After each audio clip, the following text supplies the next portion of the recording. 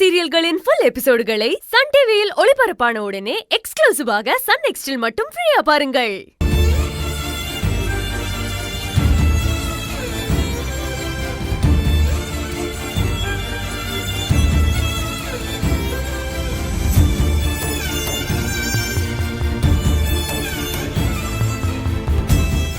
இல்ல ஆறுமுகம், இத நீ உன்னோட தேவைக்காக வச்சுக்கோ. ஏமா, நீ இந்த வீட்ல பிறக்கல, அதனால உன் பணம் வேணான்னு என்ன ஒதுக்குறீங்களா? டேய் டேய், ஐயோ அப்படியெல்லாம் இல்லப்பா. நீ உனக்குன்னு கொஞ்சம் சேர்த்து வச்சுக்கணும்ல, அதான். அம்மா, எனக்கு எதுக்குமா பணம்? அதான் என்ன பாத்துக்க நீங்களா இருக்கீங்களா?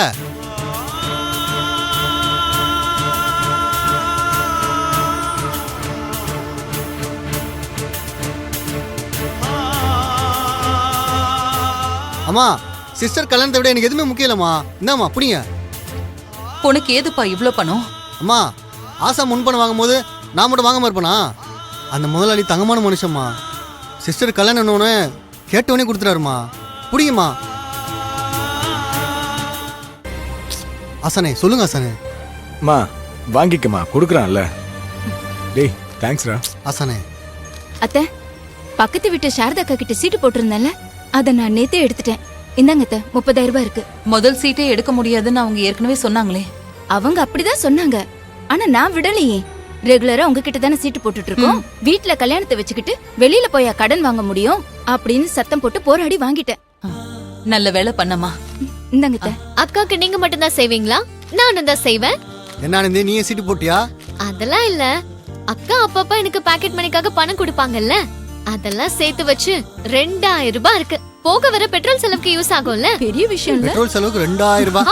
ஆமா, இன்னைக்கு நாட்டு நிலைமை அப்படித்தானே இருக்கு. விட்றா, அவ குடுக்குறால, அதுவே எவ்வளவு பெரிய விஷயம். ஓகே. என்ன எனக்கு தெரியாம குரூப் டிஸ்கஷன்? ஒண்ணுல கையல், சும்மா பேசிக்கிட்டு இருந்தோம். நிறைய பணம் வச்சிருக்கீங்க போலயே. எனக்கும் செலவுக்கு கிடைக்குமா? எல்லாம் உனக்காக தான் கையல். நீங்க பேசினதை நான் கேட்டுட்டு தான் இருந்தேன்.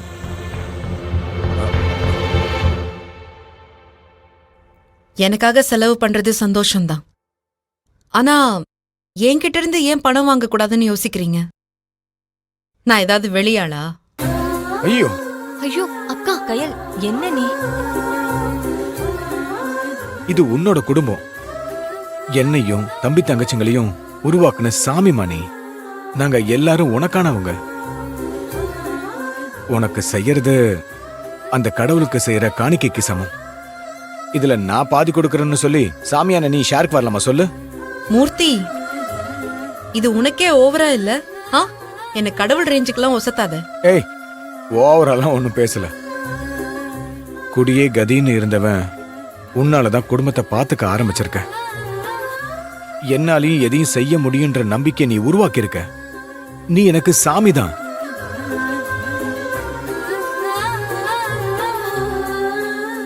சிவசங்கரி மேடம் கிட்ட நீ என்ன சொல்லிருக்க? என் கல்யாணத்தை என் குடும்பம் நடத்துவாங்க, என் மூர்த்தியான முன்ன நின்னு எனக்கு தேவையான எல்லாத்தையும் செய்வான்னு சொன்னியா இல்லையா? அந்த வார்த்தையை நிஜமாக்க மூர்த்தி, வேண்டாமா? நான் அன்னைக்கே சொன்னனே, நான் அதை ஒரு பேச்சுக்கு சொன்னேன்.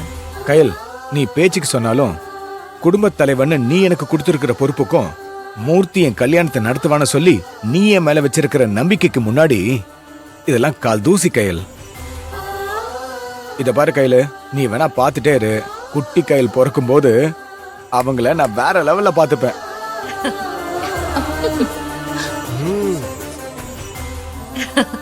நீ எப்படி பாத்துப்ப? அந்த குட்டி கயல தங்க தொட்டில போட்டு தாளாட்டுவேன்.